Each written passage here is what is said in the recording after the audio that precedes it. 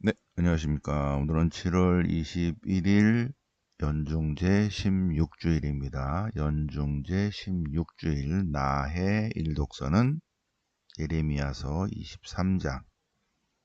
그래서 예레미야서 주해는 월요일 날 보도록 하고요. 네, 시편은 23편 목자에 관해서. 네, 자, 그리고 이독서는 지난주도 에페소서였어요. 근데 지난주는 예언서 하느라고 오늘 에페소서 주해와 그리고 이독서는 계속 쭉 에페소서예요. 어, 복음은 마르코복음 6장, 6장 목자가 나오죠. 여기서 목자 없는 양. 그래서 목자가 나오니까 일독서가 목자 쪽으로 바뀌었어요. 네. 자, 이독서는 계속 에페소서, 복음은 계속 마르코복음 이렇게 나갑니다. 일독서는 복음에 따라서 바뀌고 화답성은 일독서에 연결되어 있고 이렇게 되어 있다고 그랬죠. 네. 자, 그러면 예레미야서 23장, 예레미야서 주에는 월요일 날 하겠습니다. 23장 메시아에 관한 예언.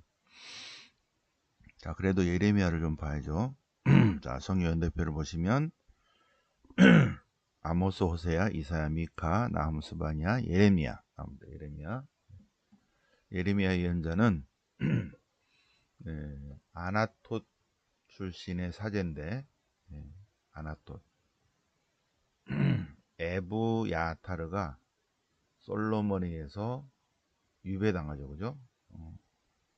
다윗 시대 때는 에브야타르가 대사지였는데 왕권이 솔로몬으로 넘어가면서 에브야타르를 보냅니다. 그리고 차독 계열이 예루살렘 성전의 대사제가 돼요. 솔로몬이 성전을 짓고 성전 짓기 전에 벌써 정리를 해버리죠. 네. 에브야타르. 그래서 아나토스로 귀양 보냅니다. 고향으로. 그런데 300년, 350년 후에 예레미야가 바로 그 지역에서 이제 탄생하시죠. 그죠? 그래서 아나토 출신입니다. 사제입니다. 사제. 그런데 626년에 예언자로 불림을 받습니다. 626년. 그래서 예언 활동 막 하려고 하니까 여기 요시아가 종교개혁을 해요. 622년에. 그래서 요시아가 신명기 법전을 받아들고 신명기 법전이 이제 100년 신명기 법전이 사라진 지 100년 후에 발견되죠. 예루살렘 성전에서. 그래서 그 신명기 법전 원신명기 북왕국의 율법이에요. 그것으로 이제 종교 개혁을 합니다. 한 분이신 하나님, 하나인 백성, 하나인 전례 이렇게 하니까 예레미야가 이제 안 나서도 되죠. 하느님 말씀대로 하니까. 그런데 609년에 요시아가 죽고 그의 아들 여호아하즈가 왕권을 이어받으니까 여호아하즈를 이집트에서 데려가고 여호야킴으로 바꿔요. 여호야킴으로. 그래서 여호야킴이 요시아의 아들이에요. 또 다른 아들. 엄마가 다른 아들. 그래서 여호야킴은 아버지의 종교개혁을 따르지 않아요. 그러니까 608년에 예레미야가 이제 예레미야서 7장 성전 설교를 시작으로 예레미야가 활동합니다. 예레미야 현재는 626년부터 40년 동안 587년까지 40년간 예언 활동을 합니다. 네. 등장한 거는 608년이죠. 자, 그러면 예레미야서를 볼까요? 23장 메시아에 관한 예언입니다. 메시아. 예레미야 예언자는 이 유다 멸망을 예언합니다. 그런데 멸망한 다음에도 예언하는 거 있죠. 그게 28장입니다. 자, 흩어진 당신 백성을 모으시리라. 누가? 주님이. 자, 불행하여라. 주님의 양떼를 파멸시키고 흩어버리는 지도자들, 목자들. 그래서 그 목자들을 두고 하나님 말씀 내린 거예요. 그래서 내가 양들을 다시 모아들여서 데려오겠다. 그리고 그 양들을 돌보아줄 목자를 내가 세우리라 하는 것입니다. 다윗을 위하여 의로운 싹을 돋게 하고 그 싹은 임금이 되어 메시아요. 공정과 정의로 다스리리라. 그래서 그의 이름은 주님 우리 정이라고 부르리라. 587년 멸망 이후 538년 귀환 이후 그 이후에 오실 메시아에 관한 예레미야의 예언입니다. 그래서 하느님께서 양떼, 목자들, 유다 지도자들이 흩어버린 유다 지도자들이 하느님 백성을 돌보지 않은 그 목자들을 이 목자들 안 되겠다. 새로운 목자를 세우겠다 하신 거예요. 예레미야서 23장. 드문 예언이죠, 그죠? 예레미야서는 메시아에 관한 예언이 좀 드문데 23장 그리고 31장 31절 예레미야 예언서 중요한 부분입니다. 자, 그러면 목자니까 23편, 시편 23편 목자에 관한 거. 주님은 나의 목자. 그 목자는 나를 푸른 풀밭으로 이끌고 푸른 풀밭에서 쉬게 하고 잔잔한 물가로 나를 이끌고 내 영혼의 생기를 돋아주고 바른 길로 나를 이끌어 주신다. 그리고 목자이신 주님께서 함께 하시기 때문에 나는 두려워하지 않는다. 주님은 나의 목자, 아쉬울 것 없어라. 자, 그러면 이독서 에페소서 주해. 오늘은 에페소 주해를 주로 보시겠습니다. 그러면 에페소를 좀 봐야죠. 에페소가 어디 있나? 자, 에페소가 어디 있냐면 여기 있죠. 여기 에페소 있어요. 그죠? 에페소. 여기. 에페소예요. 에페소서가 아니라 에는 패면 안 돼요. 에페소라는 지명입니다. 지명. 자, 에페소인들에게 보낸 편지가 에페소서인데 그런데 잘 보니까 원래는 에페소에서라는 장소에 가는 문제가 없더라 이거예요. 옛날 사본에 나오지 않는다. 나중에 집어넣었을 것이다. 왜 그랬을까? 이러저러한 것들이 있는데 회람 서강가설 원래는 이 에페소서가 소아시아 지방, 소아시아 지방 여기 요쪽 요 아시아죠, 그죠? 여기 이쪽 지역에 보낸 편지라는 거예요. 이쪽 지역의 중심이 에페소이기 때문에 그래서 원래 공동체 회람이었는데 공동체 회람 소아시아 지방 여러 지방에 보내진 회람인데 그 중심이 에페소이기 때문에 에페소인들에게 보낸 편지로 나중에 이제 들어갔을 것이다.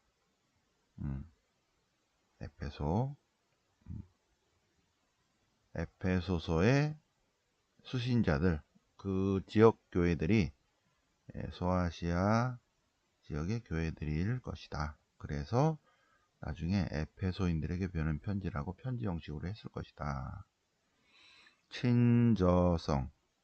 자, 에페소 7개 해볼까요? 7개. 데살로니가 1서, 갈라티아서, 고린도 1서, 필립서, 필레몬서, 고린도 2서, 로마서. 이 7개의 에페소서가 안 들어가죠. 그죠? 안 들어가. 그러니까 친저성, 바오로가 썼냐? 안 썼다. 뭐 이거 읽어볼 것도 없어요. 안 줬다. 안 썼다. 근데 이제 이 신학이니까 왜 바오로 진서가 아니냐? 뭐라 돼 있어요. 이런 게 신학입니다. 예. 그러니까 약 50개 어휘가 에페소서에만 나온다. 바오로 문헌에 안 나오는 것들이 좀 있다. 문체도 더 큰 문제가 있다. 예. 그리고 많은 신학적 차이가 있다.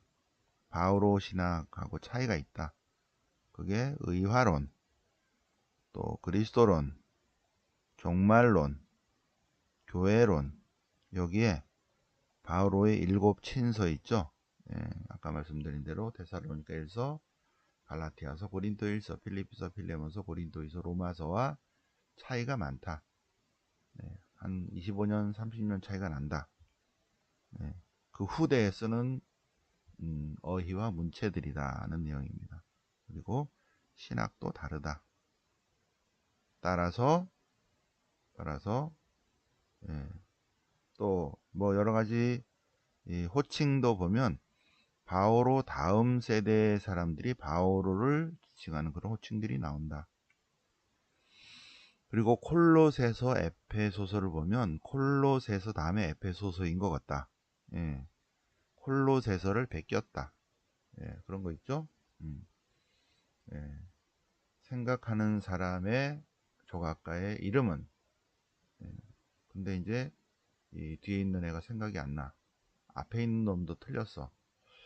생각하는 사람의 조각가의 이름은 앞에 있는 애가 뭐더라. 댕은 댕인데 뭐더라. 그래서 로댕이 생각 안 나고 오댕을 썼어. 오댕. 오댕 썼으니까 그 뒤에 있는 애 이렇게 보니까 오댕이거든. 그러니까 똑같이 쓰면 안 되니까 덴뿌라 이렇게 썼다는 거예요. 그러면 선생님이 딱 보고 예, 오뎅을 쓴 애가 먼저 썼고 덴뿌라는 그 뒤에 있는 놈이 베껴 썼을 것이다 라고 추정할 수 있죠. 예, 그런 것처럼 콜로새서가 있고 에페소서가 있는데 에페소서가 콜로새서를 베꼈을 것이다. 예, 왜냐하면 콜로새서 관계에서 서로 밀접한 관계가 있다. 예, 주제가 공통이다. 공통 주제다. 구조와 내용이 비슷한 것이 되게 많다. 그런 것들.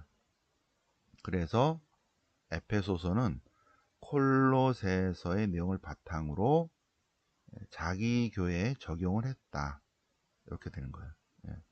그죠? 선생님은 딱 보면 얘가 같이 안 쓰려고 베꼈다. 안 베낀 척 하려고 오뎅을 덴뿌라로 썼다. 그렇게 되는 거죠. 근데 이제 후대 신학자들이 보면 에페소서의 저자가 콜로새서를 참고해서 조금 더 확장해서 원래 베껴 쓴 애가 더 길게 쓰는 거예요. 추가로 하니까 그랬을 것이다. 따라서 바오로 다음 세대의 어느 제자가 콜로새서를 바탕으로 사도들의 가르침을 자신의 교회가 처한 상황에 적용해서 조금 더 살을 많이 보태서 썼을 것이다. 그러나 바오로 신학이 중심이 되어 있다. 그 얘기입니다. 자, 저자는 누구냐? 저자는 유다계 그리스도인, 그리스도계의 유다인, 유다교 출신의 그리스도인, 유다계 그리스도인, 유다계 출신이고 받는 사람은 이방인 출신이다.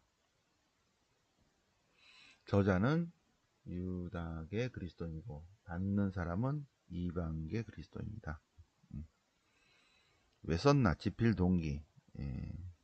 그리스도 신앙인 생활에 새로움을 불러일으키려고. 그래서 묵은 인간을 벗어버리고 새 인간이 되십시오. 그리고 제일 중요한 내용이 에페소서에 제일 중요한 게 교회의 일치입니다. 일치. 교회의 일치. 자, 그래서 에페소서의 저자는 바오로의 다음 세대의 바오로의 제자였겠죠.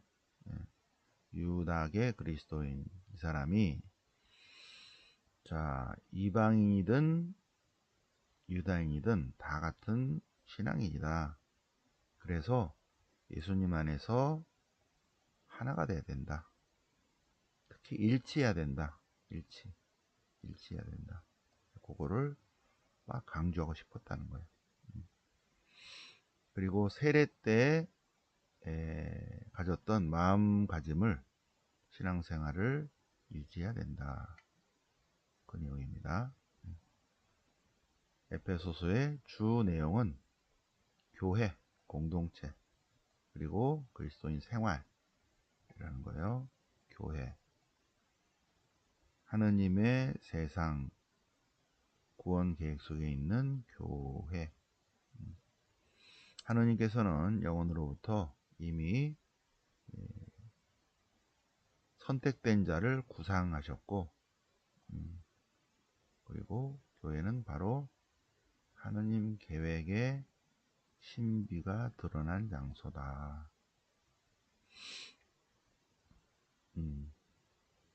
교회는 그리스도의 몸이다.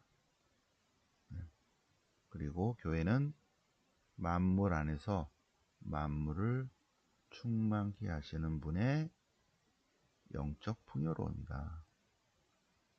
교회만이 그리스도의 충만합니다. 그리고 교회는 사도들과 예언자들의 기초로 세워진 하느님이 머무신 성전이다. 하느님의 거처다. 교회는 유다인들과 이방인들의 혼성체다.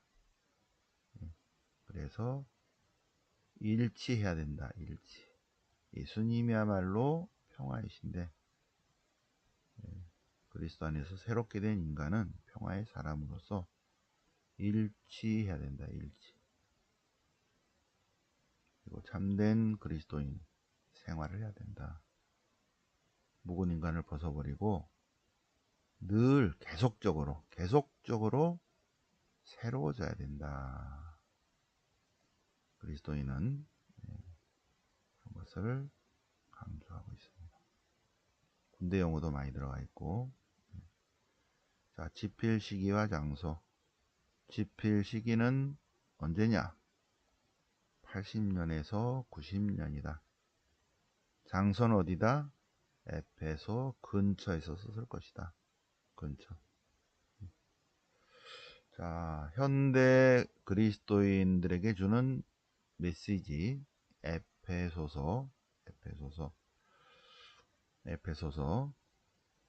하느님이 영원으로부터 계획을 해주셨다가 예수님 안에서 실행하셨고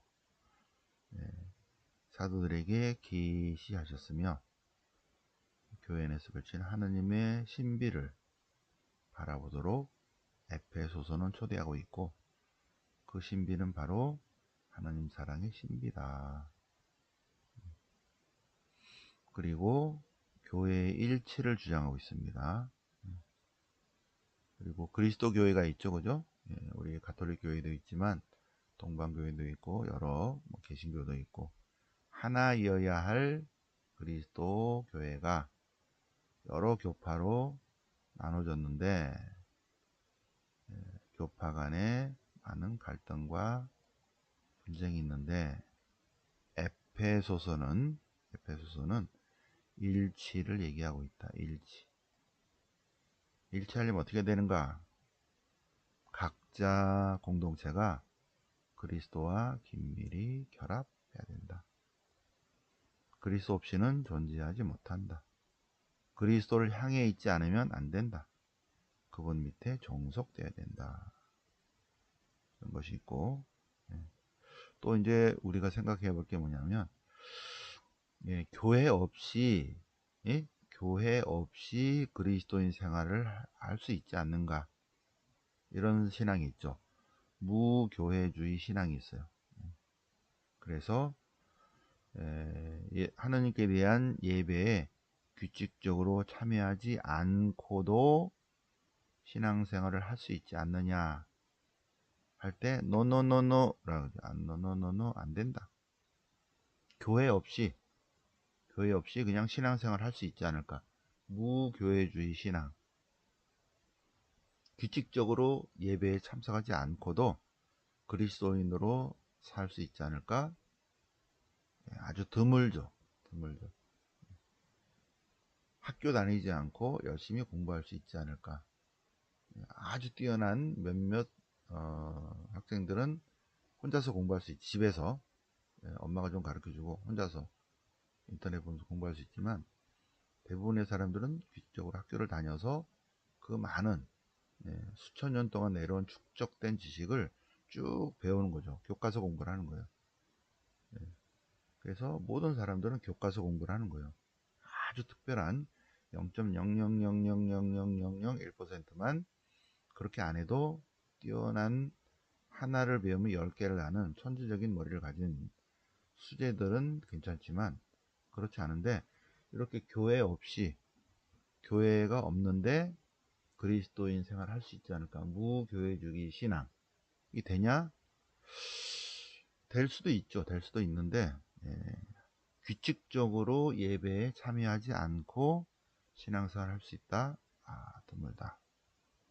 그런 것들을 생각해 보게 한다는 거예요. 에페소서예요. 에페소서가 아니라. 자, 그리고 에페소서는 인류 전체의 일치와 평화를 위해서 교회가 사명이 있다. 그거를 깨우쳐 줍니다.